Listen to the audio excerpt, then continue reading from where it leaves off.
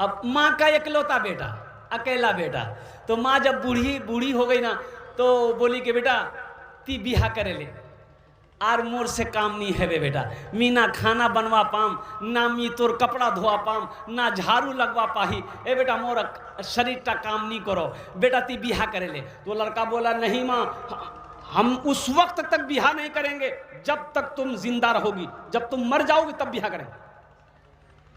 बोला काहे? ये नौजवान बोला कि अम्मा देखो, सास बहू हम बिहा कर लेंगे, बीवी आएगी, सास बहू में झगड़ा होगा, हम नहीं चाहते हैं माँ, हम नहीं चाहते हैं कि मेरी बीवी तुमसे झगड़ा करे, माँ हमें तकलीफ होगी, इसलिए अम्मी हमको शादी मत करवाइए, अभी ऐसी चल रहा चलने दिए। कुछ महीने के बाद माँ फिर बोली बेटा मोर बात माने ले, ती बिहा करे ले। तो मी घोरे काज नहीं करवा पाई बेटा, झाड़ू नहीं लगा पाते बेटा, हम बूढ़ी हो गए, हाथ काम नहीं कर रहा। बहू आ जाएगी ना तो पूरे घर को संभालेगी वो। अरे संभालती है ना? अरे इधर नहीं संभालती है? हाँ संभाल, इधर भी संभालती है। ऐसी एक औरत बोल रही थी अपने शोहर को, हम क्या क्या संभालेंगे, आपके घर को संभालें कि आपके बच्चे को संभालें, कि हम किचन संभालें कि आपको संभालें, हम क्या क्या संभालें। उसका शोहर बोला खाली तुम जबान संभालो और कुछ नहीं, सब संभल जाएगा। मां की जिद, बेटा राजी हो गया।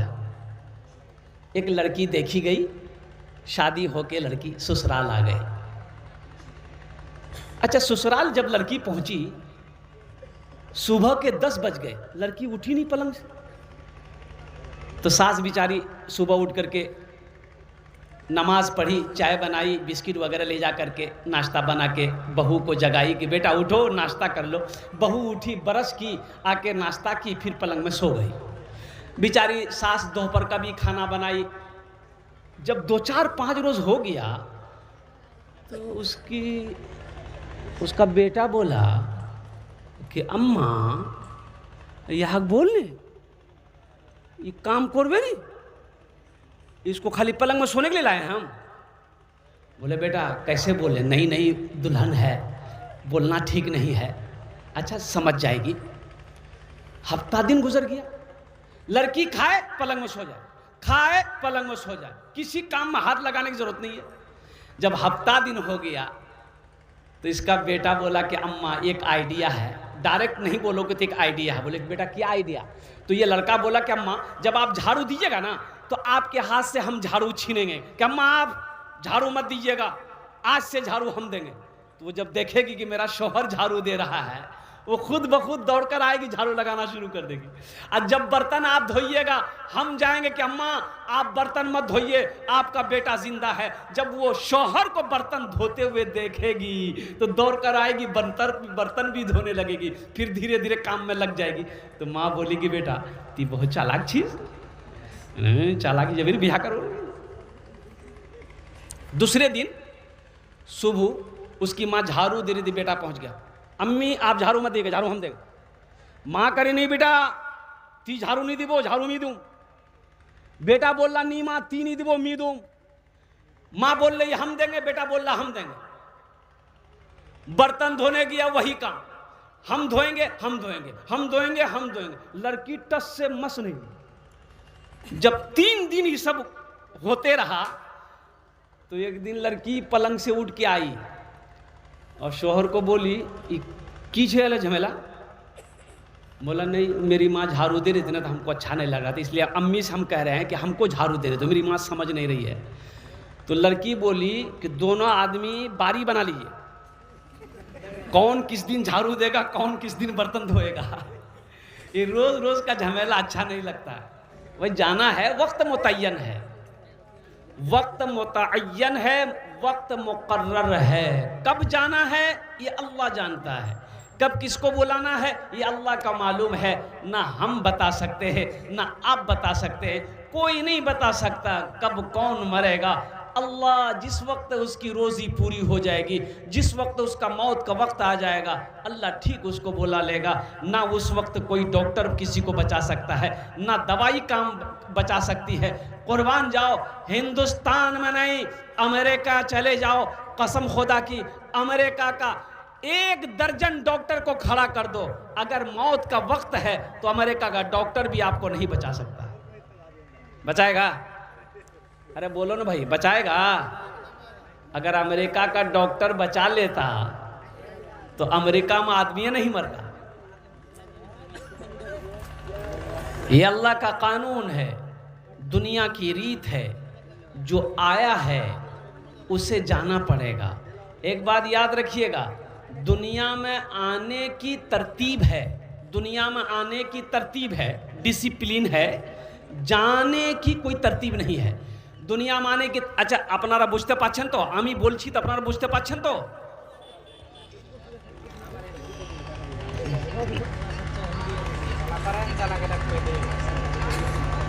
दुनिया में आने का डिसिप्लिन है। डिसिप्लिन क्या है? पहले दादा आया, फिर बाप आएगा, फिर पोता आएगा। यही ना है? अरे बोलो ना भाई, यही ना है? तरतीब तो यही है, पहले दादा, फिर बाप, फिर पोता। कि पहले पोता आ जाएगा, दादा बाद में आएगा। लेकिन कुर्बान जाइए, इस दुनिया से जाने की कोई तरतीब नहीं है। इस दुनिया से जाने की कोई तरतीब नहीं। दादा रह जाता है, पोता चला जाता है, बाप रह जाता है, बेटा चला जाता है, माँ रह जाती है, बेटी चली जाती है, और नानी रह जाती है, नवासी चली जाती है, नाना रह जाता है, नवासा चला जाता है। वक्त मुतअय्यन है, वक्त मुकर्रर है। इसलिए मेरे बच्चों, मेरे मुसलमान भाइयों, मेरे नौजवानों, मेरी माँ बहनों, हमेशा तैयार रहो, कब बुलावा आ जाए, कब यहां से सफर करना पड़े। देखो, जो सिपाही होगा तो वो हमेशा तैयार रहता है कि नहीं रहता है? अरे बोलो भाई, जो सिपाही तैयार रहता है ना। हमारा हिंदुस्तान का बॉर्डर है नेपाल बॉर्डर। अभी 2 रोज पहले मेरा प्रोग्राम नेपाल के अंदर में था, तो बॉर्डर पे गाड़ी, बॉर्डर के इसी पार में गाड़ी को रोक दिया गया। नेपाल से गाड़ी आई, बॉर्डर के उसी पार है, और कुर्बान जाओ, वहाँ कई सिपाही फोर्सेस नेपाल के अलग ड्रेस में बंदूक लेके खड़ा था। आधार कार्ड देखा, अब इंडियन है। ले जाने वाले कहाँ लेके जा रहे हैं कि हमारा बोक्ता है, ये जलसा करने जा रहे हैं। और कुर्बान जाओ, इधर हमारे भारत का, इंडिया का फोर्स इधर ये बंदूक लेके तैयार है। क्यों तैयार है? पता ये चला कि सिपाही हमेशा तैयार रहता है। ए मुसलमानों, तुम दीन का सिपाही हो, हमेशा तैयार रह जाओ, ना जाने कब वहां का बुलावा आ जाए, तो उस वक्त फिर अफसोस ना करना पड़े कि आहा, मरे तो हम, लेकिन तौबा करने की मोहलत ना मिली। जलसे में मैं पहुंचा तो इशा की नमाज हो रही थी। क्या हो रही थी भाई, बोलो? इमाम साहब नमाज पढ़ा रहे थे। तो मैंने ड्राइवर से कहा कि गाड़ी यहीं रोको, नमाज पढ़ लेते हैं। जलसा तो पहुंच ही गए हैं, जमात खड़ी है, वजू था, जमात में जाकर शरीक हो गए। और जब नमाज पढ़कर निकले, गाड़ी के पास आए हम, तो 4-5 नौजवान मेरे पास आया। वो लोग आपस में बात कर रहा था, आया, मुसाफा किया, सलाम किया, मुसाफा किया। तो हमने कहा कि बेटा नमाज नहीं पढ़े? तो बोला कि नहीं पढ़े। हमने कहा कि जलसे में आए हो? बोला कि हाँ। हमने कहा कि नमाज पढ़े काहे नहीं? तो उसमें से एक लड़का बोला कि हजरत मजबूरी थी इसीलिए नहीं पढ़े। तो हम बोले मजबूरी तो औरत को होती है, तुमको कब से होने लगी? बोला नहीं, वो बात नहीं है, दरअसल बात ये है कि हम पानी नहीं लिए। नहीं समझे? ये किए पानी नहीं लिए। हम बोले कि अल्लाह का बंदा, पानी नहीं था तो मिट्टी तो थी। और हमारा मुल्क हिंदुस्तान वो मुल्क है जहाँ पर गंगा का पानी मौजूद है, यमुना का पानी मौजूद है, सरस्वती का पानी मौजूद है, महानंदा का पानी मौजूद है, कनकई का पानी मौजूद है, ट्वेल का पानी मौजूद है, कुएं का पानी मौजूद है, पोखर का पानी मौजूद है, तालाब का पानी मौजूद है, और इसको पानी नहीं मिल रहा। बोलो बोलो, तुम पाक भी नहीं रह सकते, तुम्हें पानी नहीं मिल रहा, और बताइए कुर्बान जाइए उस कौम का क्या होगा जिस कौम के नौजवानों को पेशाब करने का ढंग तक मालूम नहीं, पेशाब कैसे करना है।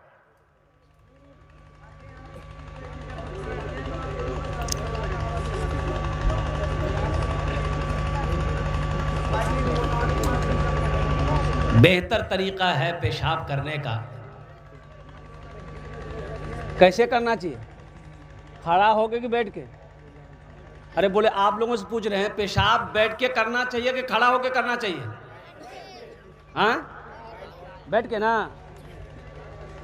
देखिए बच्चा बोल रहा बैठ के, ये बच्चा को पता है बैठ के पेशाब करना चाहिए। अच्छा, साइंस भी इस बात पर मजबूर हो गई है रिसर्च करके कि खड़े होकर पेशाब नहीं करना चाहिए। आज साइंस कह रही है रिसर्च करने के बाद कि जो खड़ा होकर पेशाब करता है उसको बहुत सारी बीमारियां होती है। सबसे पहली बीमारी ये घुटने की दर्द उसकी शुरू हो जाती है, कमर का दर्द ज्यादा शुरू हो जाता है, किडनी पर असर पड़ता है। इसलिए बेहतर यह है कि बैठकर पेशाब किया जाए। हमारा नौजवान, बाज नौजवान, सब नौजवान के बारे में नहीं करें, बाज नौजवान चैन खोला, पंपी शर्ट शुरू, लो, ये कौन तरीका है भाई? अरे ठीक है जीन्स पैंट पहने हो, हम समझ रहे हैं तुम बैठ नहीं पाओगे। इतनी फिटिंग वाली जीन्स पैंट अभी आई है, पूरा चुस्त, उसमें बैठ पाएगा वो नहीं बैठेगा। वो जानता है अगर बैठ गए तो मैदान क्लियर है। अच्छा, कोशिश करता है शर्म हया की वजह से, आखिर मुसलमान का बच्चा है, कोई देख लेगा क्या कहेगा, तो बच्चा बैठता है तो पूरा नहीं बैठ पाता है। ये देखिए कुकड़ों को बैठता। अच्छा, आधा पेशाब बाहर निकला, आधा पेशाब रुक गया, खड़ा हुआ, चैन लगाया, पता ये चला कि आधा पेशाब पैंट में आया। बोलो पाकी मिलेगी? अरे बोलो ना पाकी मिलेगी? मेरे बच्चों, नौजवानों, जिस कौम के लिए कुर्बान जाओ, सबसे पहली आयत नाजिल हुई अल्लाह के महबूब जनाब मोहम्मदुर रसूलुल्लाह सल्लल्लाहु अलैहि वसल्लम के ऊपर में, इक़रा बिस्मि रब्बिकल लज़ी खलक़, पढ़ने का हुक्म दिया गया। इसलिए मुसलमानों, इसलिए नौजवानों, पढ़ो, तालीम हासिल करो, दीन सीखो, दीन को समझो और अल्लाह के कुरान की तिलावत करो, अल्लाह के क्या क्या अहकाम हैं। अच्छा, मैं आपको बताता चलूँ, बहुत अच्छा मजमा है, बहुत अच्छे अंदाज में आप सुन भी रहे हैं। एक बात मैं आपको बताता चलूँ। ए बेटा बैठ जाओ, ए बाबू इसको लेके जाइए या तो बैठा दीजिए, जाओ जाओ, थक गया बच्चा। अच्छा, अब भी अगर किसी को जाना है तो चले जाइए, बाद में मत जाइएगा। जाना है? अरे जाना है बोलो ना, है लगा है, ठीक है। कह के जलसे में एक नौजवान खड़ा हुआ, हमने कहा क्या हुआ? बोला कि है। हमने बेटा 10 मिनट के बाद फिर खड़ा हुआ, हमने कहा है परेशान है? बोले साहब और बर्दाश्त नहीं हो गए। हमने कहा नौजवान है, बर्दाश्त करो, बैठो। बैठ गया।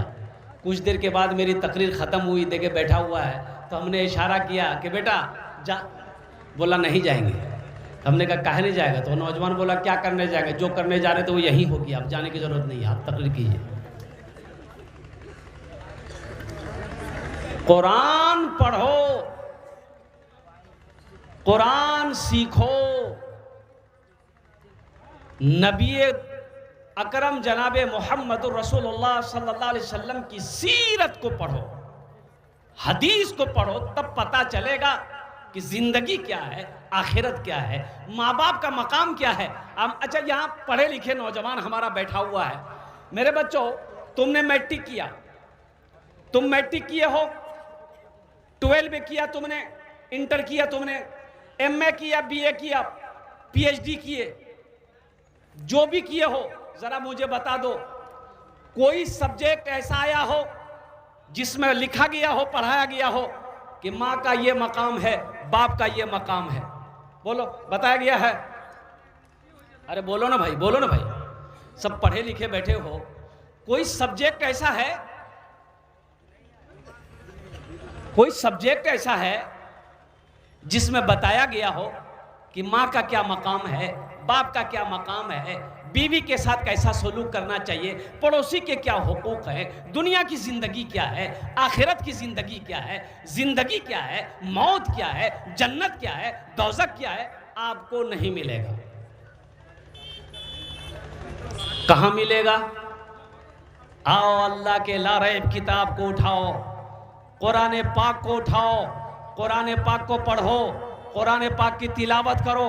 अल्लाह कहता है वक़दा रब्बुका अल्ला ताबुदू इल्ला इय्याहु व बिल वालिदैनि इहसाना इम्मा यबलुगन्ना इंदकल किबरा अहदुहुमा औ किलाहुमा फला तकुल लहुमा उफ़्फिन वला तनहरहुमा वक़ुल लहुमा क़ौलन करीमा वख़्फ़िज़ लहुमा जनाह ज़ुल्ली मिनर रहमति वक़ुल रब्बिरहमहुमा कमा रब्बयानी सगीरा। ये कौन कहता है? अरे बोलो, जोर से बोलो। ओ मेरा रब कहता है। किसके बारे में? किसके बारे में कह रहा है? माँ बाप के बारे में अल्लाह कह रहा है। माँ बाप के बारे में अल्लाह क्या कह रहा है? माँ बाप के बारे में अल्लाह कह रहा है कि मेरे साथ, लोगों सुनो, मेरे साथ किसी को शरीक ना बनाना। अल्लाह कहता है मेरे साथ किसी को शरीक ना करना, बस मेरे साथ किसी को शरीक ना बनाना। दूसरा काम, अपने माँ बाप के साथ अच्छा सलूक करना। और सुनो, आगे अल्लाह कितना प्यार से कह रहा है, कुर्बान जाओ, अल्लाह आगे प्यार से कह रहा है कि सुनो सुनो, माँ बाप के साथ अच्छा सलूक करना। और जब ये दोनों में से कोई बुढ़ापे को पहुंच जाए, इन्हें उफ तक ना कहना, झिड़कना नहीं, झिड़कना नहीं। अरे बेअदबी करना तो बहुत बड़ा गुनाह है, नाफरमानी करना तो बहुत बड़ा गुनाह है। उफ तक कहने के लिए अल्लाह ने मना किया, उफ तक ना कहना, इसे झिड़कना नहीं, इनके लिए दुआ करना, रब्बिरहमहुमा कमा रब्बयानी सगीरा। या अल्लाह मेरे माँ बाप के ऊपर में रहम फरमा, जिस तरीके से इन्होंने मुझे बचपन में पाला पोसा बड़ा किया। यह कुरान में मिलेगा। और अल्लाह के नबी जनाब मोहम्मद रसूलुल्लाह सल्लल्लाहु तआला अलैहि वसल्लम की हदीस पढ़ो तो अल्लाह के रसूल इरशाद फरमाते हैं कि माँ के कदमों के नीचे जन्नत है। जन्नत कहाँ है? अरे जोर से बोलो भाई। माँ के कदमों के नीचे जन्नत है। बाप जन्नत के दरवाजों में से एक दरवाजा है। मेरे बच्चों, नौजवानों, इंशाअल्लाह माँ बाप की खिदमत करोगे, हाथ उठाओ इंशाअल्लाह। आए अगर माँ ना होती, अगर माँ ना होती ज़मीं पर नाता, जो आंचल ना होता कहाँ सर छुपाता।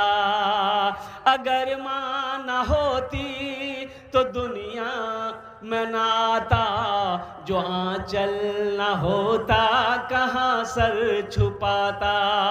अगर माँ ना होती ज़मीं पर नाता, जो आंचल ना होता कहाँ सर छुपाता।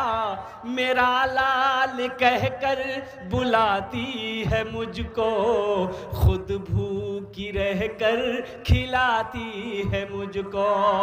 मेरा लाल कहकर बुलाती है मुझको, खुद भूखी रहकर खिलाती है मुझको। इसलिए मेरे बच्चों, मेरे नौजवानों, हम मना नहीं करते हैं, दुनियावी तालीम हासिल करो, अल्हम्दुलिल्लाह, अच्छी बात। अंग्रेजी पढ़ो, संस्कृत पढ़ो, हिंदी पढ़ो, पंजाबी पढ़ो, मराठा पढ़ो, उड़िया पढ़ो, बंगला पढ़ो, दुनिया का हर भाषा पढ़ो, लेकिन साथ ही साथ अल्लाह का कुरान भी पढ़ो। एक अल्लाह का कुरान भी तो पढ़ो ना। तुमने अल्लाह के कुरान को छोड़ दिया। बच्चे को आपने पूर्णिया क्रिश्चियन स्कूल में आपने एडमिशन करवा दिया, कुरान नहीं पढ़ाया। वो बच्चा जब पूर्णिया से पढ़कर फारिग हुआ, उसको दिल्ली भेजे, दिल्ली में जाकर पढ़ा। और कुर्बान जाओ, वो बच्चे को आपने इतना अंग्रेजी पढ़ाया, इतना अंग्रेजी पढ़ाया कि वो बच्चा अंग्रेज को अंग्रेजी पढ़ाने लग गया। अब बाप मर गया तो जनाजे की नमाज नहीं पढ़ा सका। इसलिए मुसलमानों, अपने बच्चे को कुरान पढ़ाओ, अपने बच्चे को नमाजी बनाओ। अल्लाह अकबर कबीरा।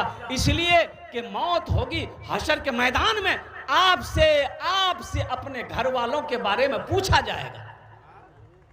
या अय्युहल्लज़ीना आमनू कू अनफुसकुम व अहलीकुम नारा वक़ूदुहा अन्नास वल हिजारा। पूछा जाएगा, तुम भी बचो, बीवी को भी बचाओ, अहलो अयाल को बचाओ उस आग से जिस आग का ईंधन इंसान और पत्थर होगा। इसलिए मुसलमानों, अपने बच्चे को नबी की सीरत पढ़ाओ, नबी की हदीस पढ़ाओ, अल्लाह का कुरान पढ़ाओ, ताकि वो कुरान का कारी बने, हाफिज कुरान बने, आलिम दीन बने, फिर डॉक्टर बने, इंजीनियर बने, प्रोफेसर बने, ताकि वो समझे कि माँ का मकाम क्या है, बाप का मकाम क्या है। इंशाअल्लाह अमल करेंगे इंशाअल्लाह। अरे हाथ उठाओ, इंशाअल्लाह अमल करेंगे अल्हम्दुलिल्लाह। ये हमारा सारा बच्चा तैयार है माशाअल्लाह माँ बाप की खिदमत करने के लिए। अल्हम्दुलिल्लाह सुम्मा अल्हम्दुलिल्लाह। जिनके माँ जिंदा है, जिनका बाप जिंदा है, उनकी खिदमत करो, उनके साथ अच्छा सलूक करो, उनको तकलीफ होने मत दो। वो जो कहें अल्हम्दुलिल्लाह करो। हाँ, कहाँ पर नाफरमानी करनी है? माँ बाप की हर बात को मानना है, उनकी खिदमत करनी है। कहां पर नाफरमानी करनी है? हां, अगर वो शिर्क करने कहे, शिर्क करने को कहे तो वहां रुक जाना है। नहीं, ये हम नहीं करेंगे, यहां आप रुक। लेकिन आपका सलूक वही होना चाहिए जो पहले करते थे आप। अब आप मना कर सकते हैं नहीं हम शिर्क नहीं करेंगे, ये बात आपकी नहीं मानेंगे, लेकिन सलूक आपका वही होना चाहिए जो पहले था। इसलिए मेरे बच्चों और नौजवानों, माँ बाप राजी, अल्लाह राजी। माँ बाप नाराज हो जाए, रूठ जाए, अल्लाह रूठ जाएगा। हमको अपने मात पिता पे। एक लड़का बेटा बोला कि माँ देख लो, तिहार बोलो चल के पीछे बेटा बियाह करे ले। और कुर्बान जाओ, औरत के ऊपर में फर्ज है कि वो अपना घर का काम खुद करे, वो अपने घर का काम खुद करे। औरत हजरत फातिमा ज़हरा रदी अल्लाह ताला अन्हा, अल्लाह के रसूल जनाब मोहम्मद रसूलुल्लाह सल्लल्लाहु अलैहि वसल्लम की प्यारी बेटी, चहीती बेटी, जिगर का टुकड़ा बेटी। कुर्बान जाओ, हाथ दिखाई, हाथ में छाले पड़े हुए थे। मेरी माँ बहनों, आज तुम घर के लिए नौकरानी रखती हो, घर के काम को सही से अंजाम नहीं दी, शौहर को फरमाइश करती हो हमें नौकरानी चाहिए, तब हम घर क्या कहते हैं कि इतना काम हमसे नहीं हो सकेगा। और सोचो, हजरत फातिमा ज़हरा रदी अल्लाह ताला अन्हा ने उम्महातुल मोमिनीन को दिखाया कि छाले पड़ गए चक्की पीसते पीसते। लौट कर घर चली आई। वो कुछ गुलाम आए थे, अल्लाह के नबी जनाब मोहम्मद रसूलुल्लाह सल्लल्लाहु अलैहि वसल्लम तकसीम फरमा रहे थे साहबा को, बांध दिया गुलाम। तो हजरत फातिमा ज़हरा रदी अल्लाह ताला अन्हा सोची कि एक गुलाम, एक बांदी अगर हमको भी मिल जाए तो काम में थोड़ा मदद मिल जाएगा। लौट कर चली आई तो अल्लाह के महबूब सल्लल्लाहु अलैहि वसल्लम जब तशरीफ लाए तो पता चला कि फातिमा आई थी। कहाँ आई थी? आप अपनी बेटी के घर तशरीफ ले गए। और मुसलमानों सुनो, बेटी के घर तशरीफ ले गए। आपने फरमाया बेटी क्यों आए थे? कहा कि अब्बा हुजूर सोचा कि का गुलाम मुझे भी मिल जाए। और कुर्बान जाओ, अल्लाह के महबूब सल्लल्लाहु अलैहि वसल्लम ने इरशाद फरमाया, बेटी सुनो, इससे बेहतर अमल मैं तुझे ना बता दूं। इससे बेहतर अमल सुभान अल्लाह 33 मरतबा, अल्हम्दुलिल्लाह 33 मरतबा, अल्लाहु अकबर 34 मरतबा हर रात में सोते वक्त पढ़ लेना। अल्लाह सारी थकावट को दूर फरमा देगा।